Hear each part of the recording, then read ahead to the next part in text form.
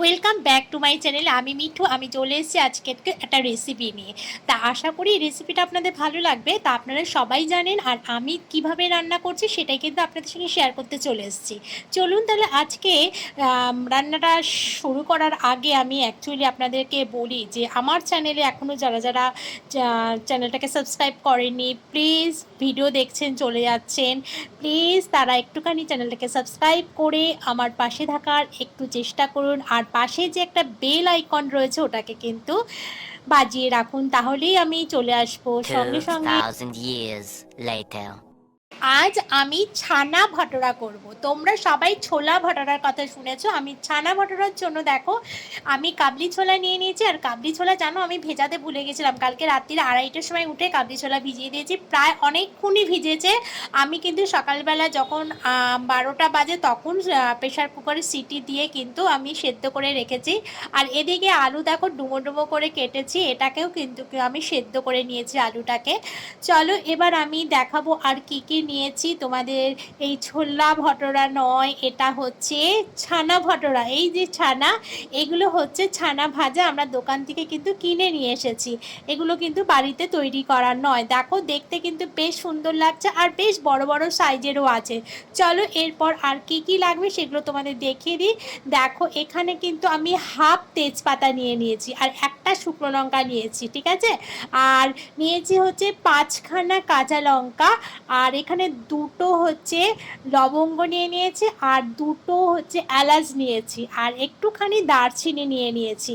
চলো এরপরও আর কি কি নিয়েছি সেটা তোমাদের দেখাই। এই দেখো এখানে কাজু বাটা আমি আজকে কিন্তু শিল নোড়াতে বেটেছি, জানো তো।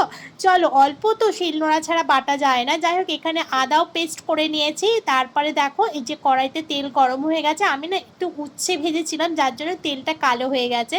আমি ওই সব মশলাগুলো কিন্তু এখানে দিয়ে দিলাম, ভালো করে একটু নাড়াচাড়া করব। লঙ্কা দারচিনি এলাচ সবই দিয়ে দিয়েছি। তারপরে সেগুলো ভাজা হয়ে যাওয়ার পরে সেদ্ধ আলুগুলো কিন্তু আমি এর মধ্যে দিয়ে দিলাম।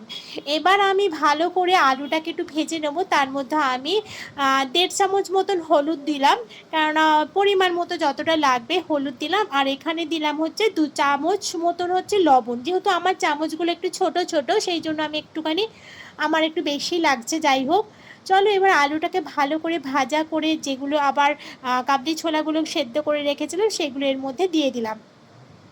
এবার আমি কাবলি ছোলা আর আলুটাকে ভালো করে কিন্তু এবার একটু ভাজা করে নেব, খুব বেশি ভাজবো না, আলু তো ভাজা হয়েই গেছে। আর এর মধ্যে আমি দিয়ে দিলাম হচ্ছে 1.5 চামচ জিরে গুঁড়ো, ঠিক আছে।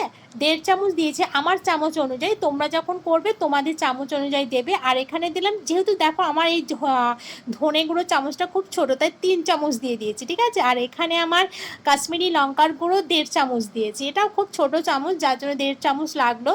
চলো এবার ভালো করে এগুলো একটুখানি নাড়াচাড়া করে নিই। তারপরে একটু পরিমাণ মতো একটু মানে মিষ্টি দিলাম, মানে চিনি আর কি, যেটা ব্যালেন্স করবে। তোমরা সবাই জানো রান্না করতে আর কিছু বলার নেই। একটু জল দিয়ে নাড়াচাড়া করছি কেন বলো তো, মশলাটা পুড়ে যাবে বলে। তা একটু ভালো করে নাড়াচাড়া করে তারপর কিন্তু ওর মধ্যে আমি দিয়ে দেবো হচ্ছে ওই যে আদাটা যেটা বেটে রেখেছিলাম সেই আদাটা দিয়ে দিলাম। তারপর দেখো এই কাজু বাটাটা দিলাম, ঠিক আছে। আর আমি তো এর মধ্যে টমেটো ইউজ করবো না। আর কাজু বাটা বাটিটা কিন্তু একটু জল ধুয়ে দিয়েছি, আদা বাটাটাও একটু জল ধুয়ে দিয়ে দিয়েছি কেন পুরোটা লেগে গেছে।